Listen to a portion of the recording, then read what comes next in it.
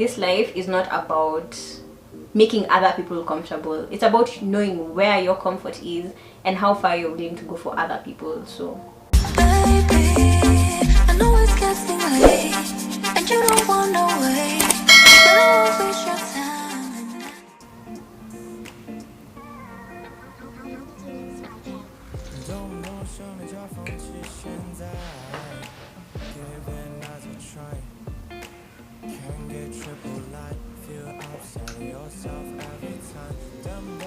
Hi guys, welcome back to my channel. My name is Stacey Nduta and welcome to my flawsome world. So if you're new to this channel, please don't panic. I'm just drinking tea because yes, July is over, but we still need to keep doing this adulting, big girl thing.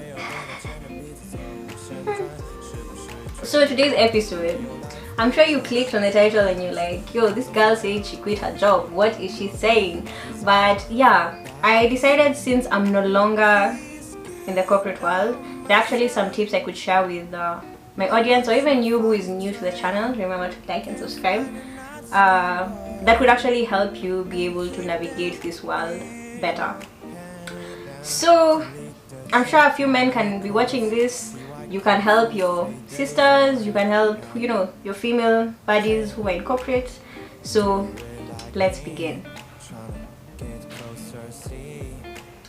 Common misconception that for you to make it in the corporate world as a female is that you need to sleep your way to the top. By sleeping, I don't necessarily mean like literally having sex with your bosses.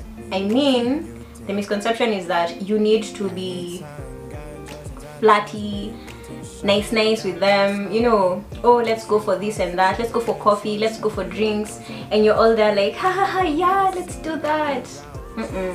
Please save yourself as early as now. Do not engage in those, I don't even know what to call them, because what happens is that these people are gauging you. And I know this episode may sound like these people, those people, and then people will watch this and have their own assumptions, because you know life is about assumptions. But the fact is, what you need to remember is how you interact with people is how they will carry you. Watakubeba hivyo. So please remember that it's not necessarily that you need to be friendly with everyone. Yes, they are your associates. You can have a good laugh in the office, but as soon as it's time to go home, go home. Get friends outside the office. Because what happens is that sometimes you may laugh with people. Yeah, you laughing with them. But at the end of the day, when a screw up happens, and they throw you under the bus, you can't really take it personal. You can't, because that's how cutthroat that industry is. You just think that you got it, but you don't. So that's my point number one. Are you ready for this tea? Point number two, stop feeding people in the office. You know, the first time I read this was actually in a book called Being Nice Girls Don't Get the Corner Office, and it's so true. It is so true. Who told you to go to the office to be nice? Who? Being nice doesn't get you anywhere in this life. Being nice makes people disrespect you because they're like, oh, she won't mind. Oh, I can take her this and that, she won't mind. Oh, she won't even complain. And when you're asked, you're like, it's okay, it's okay. And then now you start bringing food in the office. You're bringing food in the office. Let me tell you what that does. Mentally, people start viewing you like sikubaya, but like the coffee lady or mtu wa mkono or something like that. People forget your credentials. People forget that either you're the boss of that department or you're maybe even the manager, and you're bringing people cookies. I mean, it's a nice gesture, but come on, like, it's a place of work. It's nice to be friendly, but please know your limits. Bringing food actually kind of diminishes you in the workspace, so please don't do that. Just don't Don't do that. Like, just save yourself. Like, if even when people are like always borrowing you food, or you know, you're either snacking on something, then they come in, they're like, oh, just can I have a bite? You're like, no. You can tell them, I can tell you where to go buy, but no.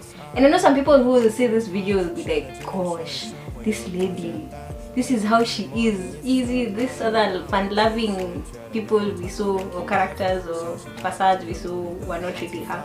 They're all me. But I've learned the hard way that this life is not about making other people comfortable. It's about knowing where your comfort is and how far you're willing to go for other people. So that's point number 2. Hey, my tea is still up here. The next point is somehow related to the first 2 points. A big misconception is that you need to be humble. The people who make themselves small because they don't want to, you know, intimidate people. No, don't do that. Like, don't. And even link another episode I did up here, because the mistake that you can make is dim your light because you think it will affect other people's light. If anything, shining your own light like really bright and being proud of who you are, what you stand for, even in the office. Of course, you're not going around telling people you need to believe in Jesus Christ. No, we're not talking about religious beliefs here. I'm talking about you as a person. You within your personal boundaries of what you believe, your personal standards generally in life. So, what I'd advise you to always do is to please ensure that yes, there's a level of humility you can have, but it's not a humility of woye woye. No, please don't let people cross you or disrespect you because they know you do nothing. No, of course not. Don't. And I wish someone told me this very early, because yes, I quit my job, but I think I've been working since I was like 18, 19. And I was so excited to just, you know, get a job and get paid and the times I was receiving such little money, but in my head I was thinking, oh, it's afadhali, I have this. No, those people were misusing me, and it wasn't until later that I actually sat down and reflected and realized I did not know how much worth I was pouring into that job. And I was giving it my all, but that wasn't enough. That wasn't enough, because even if you give it your all and you're still being humble and unaware of your own personal boundaries, it doesn't matter. So yeah, that was a really hard lesson for me, which brings me to my last point. You don't have to be spineless to succeed in the corporate world. Don't do that. Most of these people, you know why Martha Karua is hated, but she is the most effective person. I know people watch this video and be like, oh, she was in corruption. All of them are in corruption. If anything, I think that's their ticket into politics. But my point is, the reason why most of these women in our society today, you know, that we are told that she's such a, sorry to say it, but she's such a bitch. It's okay to be a bitch if you yourself are respecting yourself. It's not for you to let other people feel comfortable. Oh, can you do this work for me? Oh, okay. Can you come in on your off day? Oh, okay. Can you oh, okay. You walk into the office. Can you go get me this? What? No. Just no.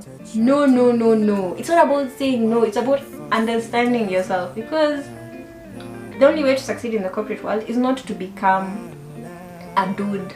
I'm not asking you to have masculine characters. I'm just asking you to understand that once you know your limits and you know like some self-respect, some amount of self-respect, being spineless will not be anywhere in your DNA or even how you behave or interact with other people. So those are my 4 points of how to actually succeed in the corporate world. And I'm saying this because I'm very, yes, I quit my job, but I'm very proud of everything I did there. Every project I made sure that went through, everything. I'm very proud about everything there, because because of the tenacity I experienced. You know, when you go at something so hard and then you're like, wow, I didn't know this side of me. It just shows you that you are so limitless. It's unbelievable. So thank you so much for watching this video. Let me know your thoughts on which was actually the best point, and I'm looking forward to hearing from you guys. Oh my god, cheers, love you, bye.